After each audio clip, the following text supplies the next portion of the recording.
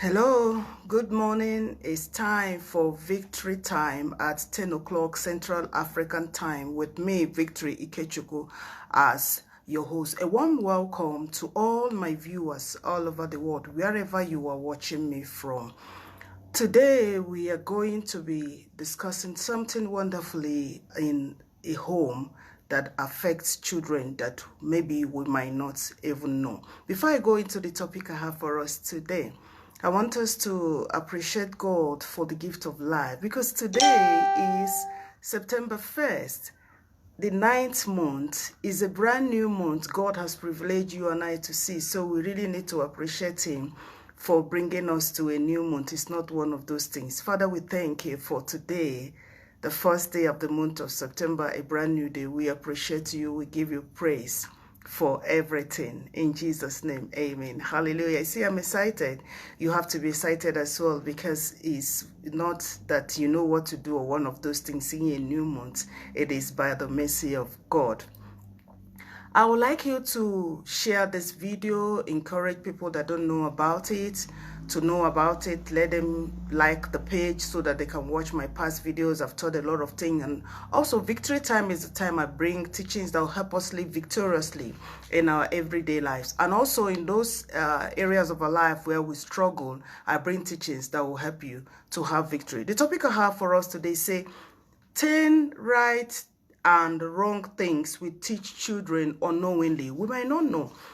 Yes, remember, Victory Time is all about bringing teaching that will help us. Most of the time it's about family, it's about marriage, it's about individual, so many things. Today specifically is for children, and I will encourage you to go to this my page, Chat Room with Dr. Victory, and watch my past videos. There's the series I ran, I called it Raising Children. I think there's 101 to 404, 101, 202, 303, and 404. It really dealt, about children. But this one today is going to be generally 10 right and wrong things we teach children unknowingly. Children are the offspring that God blesses us with in a home, or the children that God blesses you and I. So we really need to, channel them in the right course of life so that they will not make mistakes, so that they will not be a problem to the society. Most parents find it difficult to train their children.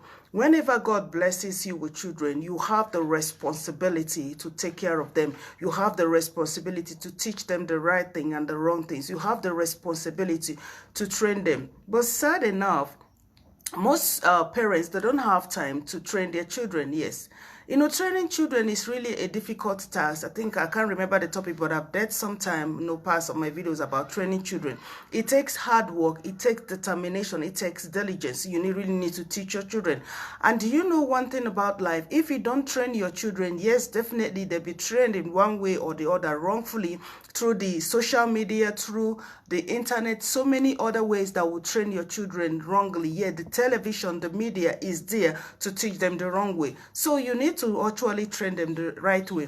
Do you know, this morning when I was washing, when I was washing the dishes, I was just pondering, over something about life. Actually, one of my neighbors, when I was coming in from, dropping my little, thank you so much, my daughter Lillian, for watching. God bless you, to drop my little one at school. This boy greeted me, and I remember that this boy actually greeted. Do you know, in the environment where we are, most children, they don't greet. And you know one thing, okay, Lucito Goban, thank you for watching. God bless you. God bless you. I really appreciate your support.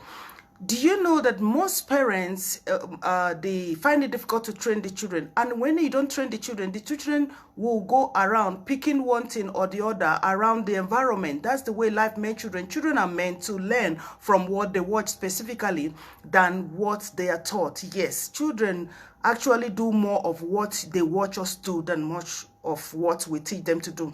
Most of the time, you find out that some people, they teach their children, they try to teach their children to pray. But when you don't pray, these children, they will not pray. Yes, it's as simple as that. Yeah, I was thinking about, let me go back to what I was talking about, pondering.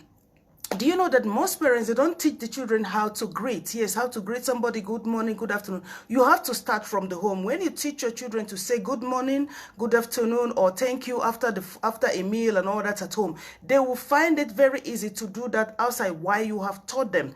You find that most children, they pass by you, they don't even say hello, they don't even say good morning. You don't blame them because they are not being taught.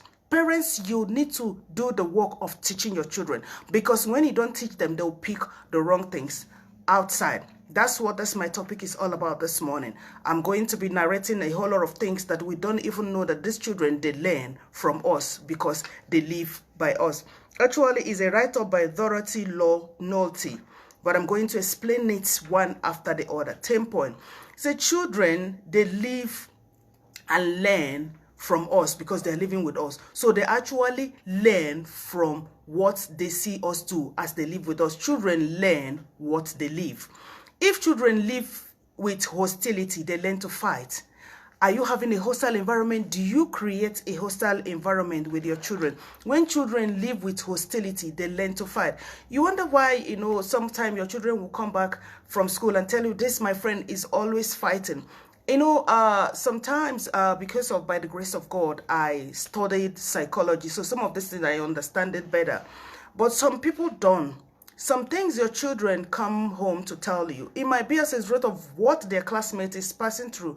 Psychologists in school, they deal with it. Actually, some are from single parent home, some are from difficult home, some are from struggling home, some are from even divorced home, or from homes where the parents are fighting. All these things affect the children. I can't remember specifically, but I think I've taught in one of my videos also about how these things affect children. Most of the time, especially we women, that's why I like that I'm a woman, because women not say, okay, this woman is woman. Yes, I'm dealing with issue. Most of the time is we women that we want separation, we want divorce, all these things. You have to pull these children into consideration, because whatever you do affect them either positively or negatively. Let's proceed. Remember, I said point number 1, when children live with hostility, they learn to fight. Because the environment is hostile. They don't know about love. They don't know about friendship. All they know is about hostility. They will actually go outside with it. I know I used to say a lot that children, they learn from us. Home is like a foundation that you give them for them to grow. So you need to make sure you give them the right thing so that they don't go outside and display negativity. That was point number 1, that when children live with hostility, they learn to fight. So are you creating a hostile environment for these children? No matter what they're passing through, or let's say you're fighting with their father as a woman, don't bring that hostility to these children. You would think you're actually trying to make them to hate their father, but you're actually putting hostility in them to make them to hate anybody that is male and even people around, because they feel this world cannot give them love. Point number 2 said, if children live with ridicule, they learn to be shy. Don't ridicule your child. Most parents, do with this issue. Sometimes it's as a result of cultural background. Most parents call their children name. That is wrong. Some they'll say big head, coconut head. I don't do that. Yes, despite that where we are coming from, our parents, they used to do that. Some of them are humorously, they look at, your shape and all that. It is wrong. It affects the children. I myself, I said that God said I should use my practical example to help people in all my teaching. Just like you're seeing, I am on the slim side. When I was growing up, I was very slim and skinny. My mom used to humorously call me, what is it called? Fishbone. But it's not good. These are the things you're saying. You ridicule a child, or you try to ridicule them or call them funny names. Those things are not good. It makes them to be shy. It will affect them. So parents, this morning, are watching the video, or you're yet to watch it, please watch all these things. If you're doing them, you stop them. If you're not doing them, please don't even try to do them, because this thing I'm teaching you this morning will go a long way affecting the children even in their future. That was point number 2. Children, when they live with ridicule, they learn to be shy. Point number 3, children, if they live with tolerance, they learn to be patient. Do you tolerate their children? Do you try to tolerate their nonsense? Besides, they are children, they are learning. That's why I said earlier on that it's your responsibility to teach them. That responsibility is not easy. It takes diligence, it takes determination, it takes hard work to train children, to bring them up in the way that you want them to be. You don't just leave it. Most people, they leave it, they said they want, or they want the teachers to train the children. The teachers or the lecturers, no, not really. Lecturers is even higher when they're already teenagers. I'm talking about the foundational level, the children. Okay, let's say teachers now. The teachers, they have their own job to do, but you have a greater job to do as a parent, because the foundations come from the home. And besides, the children, they have a limited time at school, a limited time during the day, and some of the time, for some months, they go on holidays. They're not with the teacher. You are the one that is with them always. You really need to have that work to do. When children live with tolerance, they learn to be patient. You tolerate them. You know, when you're tolerating them, you're teaching them patience. They will be patient enough to, tolerate others. I said, you know why I'm laughing? I just remembered something now. I'm teaching about my little one. I have a little one. I have two big grown up, and I have a little one that came after 13 years. He's just 5 years old, and I am teaching him patience. Do you know, to the point now, sometimes when we are somewhere, something is happening, he is now the one that is referring me, so Mom, you have to be patient. You have to be really, really patient.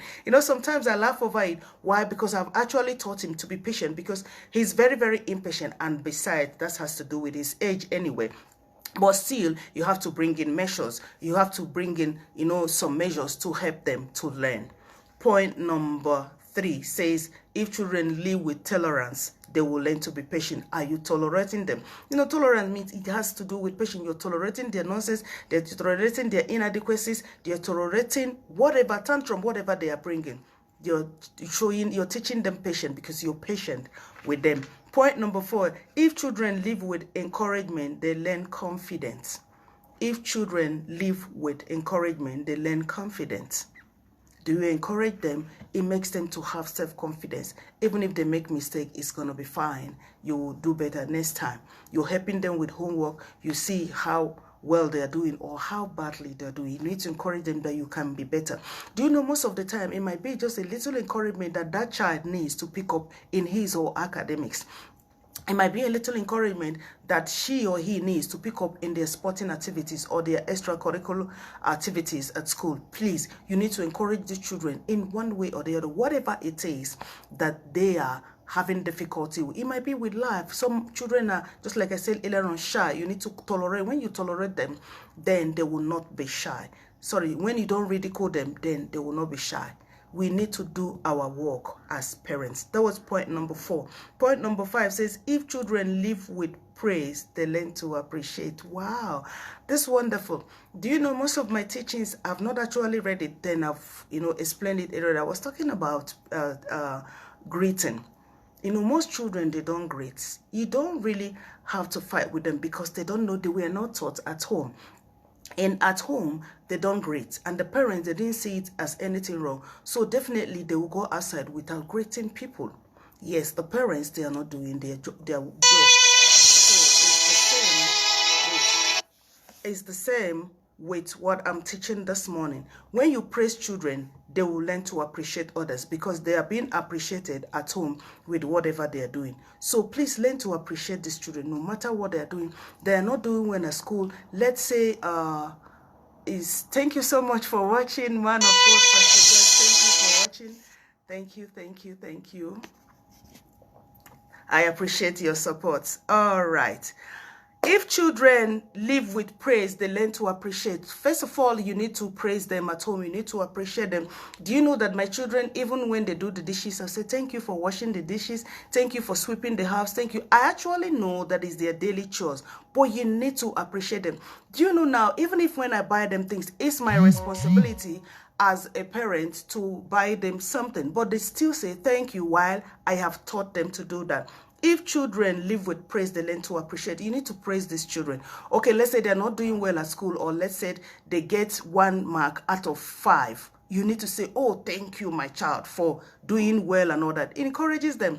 And now I'm saying, I just remembered also a story about my children, their former primary school, when they were in primary school. I went for the award giving day. A boy in that school was given an award for having 28%. Did you hear that? 28% over 100. Yes, you heard me right. Why? Because this boy has been struggling. But for him to come up to that 28%, he was given an award. What did they do? They encouraged him to do better. I bet you next time that boy will have up to 50%. Yes, that's what it was. I told you I studied child psychology in my higher institution, so I know what I'm talking about. We really need to encourage these ones. That was point number 5. Point number 6 said, If children live with fairness, they learn justice. If children live with fairness, they learn justice. Are you fair enough with them? Are you teaching them how to be fair? Remember, I said these children, they learn more from what they watch us do than what we teach them to do. I taught my children to study the Bible. They watch you to see if you study or read the Bible before they do that. Children are easily like that. Whatever you teach them, they watch you. They do better, more of what they watch you do than what you say. So you really need to watch what you do. Are you fair enough? Are you exhibiting fairness around them? If you do that, they will learn justice. So we really need to sit up as parents to do our work. That was point number 6. Point number 7 said, if children live with security, they learn faith. Are you having enough security for these children? I'm not talking about having a security man, by your gate post and all that. That one is wonderful for physical security. What I'm talking about, do they have your love security? Do they have emotional security? Are you always there for them? When you're always there, you make them to have faith in you, to trust you that you can do anything for them. I remember when my children were younger, I am not really boasting, but I gave them a lot of emotional security that they believe I can do anything. Like the second son will tell you, Mommy, you buy aeroplane for me. He believes that you can do it. Why? Because of the environment you created. They don't even know if you have money in your pocket, but they believe. You see, they have faith. This is how God wants us to be, to have faith. But first of all, you need to make these children live with security, emotional security. Are you providing enough emotional security? Are you always there for them? Are you always looking out for them, making the home to be comfortable for them, making them to have emotional security, to always come for you for advice, to always fall back at you when they make mistake, not always to be scared of you? That was point number 7. When children live with security, they learn faith. They learn faith, to have faith in you, to have faith, even faith in God. When you're teaching them about God, you really need to, live whatever that you are teaching these children to be. Please make sure that you have enough emotional security for these children. They need it more than anything else. Was it yesterday? Yes, this morning before my husband left the house, we were discussing, about some things that money cannot buy. Actually, there's this our friends we know back in our country that we heard that they're having problem, the guy and the wife, and the problem is from the wife. Most of my teaching, I thank God that I'm a woman, so that I don't say, okay, this Dr. Victory is siding women, because now I am a woman. This problem is from this woman. I should believe she can go with the children. We are talking about, I think they have like 4 boys or 3, I'm not so sure, but she has more of male and just 1 girl. I said, this lady doesn't know that these boys, they need the father. They need him as a mentor. They need him as, somebody they look up to. So you can't say, okay, because I heard that the husband left the house and the cars and all that. My husband was like, cars and house and money cannot give the children what the father will give them. They need to be there with their father so that they could look up to him. I was telling my husband, I said, just like my children, sometimes they will say, I'm a woman. They just term me as a woman, and they believe their father is a man. He understand. Most of the time, we women, we make mistake thinking that, okay, you have the resources, you can afford it, so you think these children, they don't need the father. There are some things the father can give them. Your wealth cannot give them. Money cannot give them. Please, we need to take note about that. When children live with enough emotional security, they learn to have faith. Point number 8 says, if children live with approval, they learn to like themselves. Are you approving? Even when they make mistake, actually say, oh, it's nice. I used to do that with me. It's nice. After I say, but this one, you didn't. But initially, you have already approved of that. With excitement, their spirit is lifted. So now when you're trying to bring or pinpoint the mistake, they will not see it as anything. They will see it as something they need to be corrected, just like in school. When you failed a particular number of a subject, you are just to make corrections. But don't immediately bring disapproval. This affects the children negatively. Please, parents, we need to take note. If children live with approval, they learn to like themselves. Does your children like themselves? Please, you need to make them to like themselves. And another thing I said also, you as a parent, you need to like yourself. When you don't like yourself, these children, remember I said they watch more about what we do. You need to like yourself. I think I taught in one of my videos also about self-love. It's really something that we need to do. You love yourself? Do you like yourself? You like yourself enough? You exhibit it while the children know. Please approve them, give them approval. Even what they're doing is wrong, not in it immediately, so that it don't affect their emotional well-being, it don't affect their self-confidence, but after, you can just pinpoint where the problem lies. That was point number 8, that when children live with approval, they learn to like themselves. They love themselves a lot. You don't even know what you're doing, but you are making them to love themselves. I know when somebody loves his or herself, it's easy to love somebody outside. When you don't love yourself, you can't love any other body, any other person. It's as easy as that. So that's why when we have haters all around us, it might be from where they are coming from. Please, parents, we need to do our job so that we'll have a better society that we desire. That was point number 8. Point number 9 said, if children live with acceptance, they learn to find love. Oh my goodness, you need to accept them for who they are. The talkative one, the one that throws tantrum, the quiet ones, the ones that don't like food, you know, a whole lot of things. Please, you need to accept the children for the way God brought them, for who they are, especially those that are deformed, or those that are lacking in one thing or the other. Or, you know, there are so many makes of children that we have as mothers and even as teachers. If you have taught before, I was a teacher myself, you will see differences in children. Accept them for who they are. And when you accept them, they will learn to find love, and then they will be able to exhibit that love outside. Please accept the children the way they are. Don't say, this one you're a talkative, this one you like food, this one, you know, one thing about parents, they complain about everything. When your child likes too much food, he say he likes food too much. The one that doesn't eat, say this one doesn't eat. Learn to accept them the way that God brought them. Learn to accept them the way they are. Then they will learn to find love. That was point number 9. Let's go to point number 10, the final point. Said, if children live with friendship, oh, I love this one so much, they learn to give genuine love to the world. Wow. If children live with friendship, do you make your children your friends? Yes. My children sometimes they say, Mom, I'm disturbing them. They are my friend. We're so close. Sometimes we'll play like we are mates, because I want them to be my friend. I create a friendship environment. Even my husband, there's a, what is it, can I say, a pet name that's, is it a nickname? Yeah, kind of nickname that he calls them, you know, according to our country where we're coming from. He calls them that nickname. They feel free, they call him Daddy J. And now most of their friends, they started calling him Daddy J. And some of our spiritual sons and daughters, they call him Daddy J. Why? It's trying to create an atmosphere of friendship. And then the children, they will learn to give genuine love outside. Do you know, sometimes it baffles me, you know, my children, as if they're overdoing what I've taught them. But it's good when it comes to love. They go out of their way to give clothes, you know, to give their shoes, to give even their time, to give their knowledge. I remember in one of my videos, I said something about my second son helping a girl in his former class when they were in high school. And he helped the girl to pick up herself in studying for their last exam, matric. And this girl has to buy him a card and a mug, a teacup that is written inspire. He said, you will inspire me.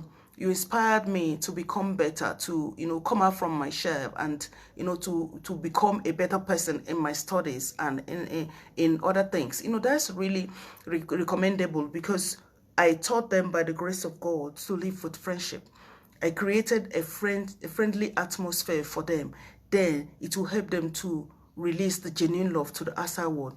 Please make sure you create an atmosphere of friendship, no matter what you're passing through, no matter the challenges. I know that adults, we face a lot of challenges. Please don't bring it to the home. Don't impose it on the children because of what we're passing through. Remember, I said, God said I should use my practical example. I've been there. So I don't say I'm perfect or I'm coming from the moon. Most of the time, I tend to, you know, put on the children the difficulties I'm passing through, the challenges, the anger and all that. No, it affects the children. Put it aside. That is for you personally. You really need to give the training, you know, that these children, they actually need. I've actually come to the end of my teaching today.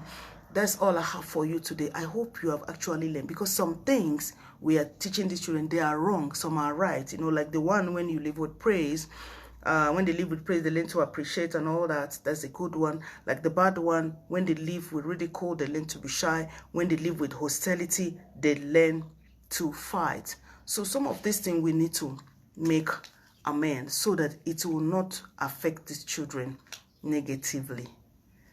It's time for me to say goodbye. Keep it there with me, same time, same place. I'll be right back with you, bringing you another good teaching that will help you live victoriously in your everyday life. See you next week. Have a blessed week ahead of you. Bye.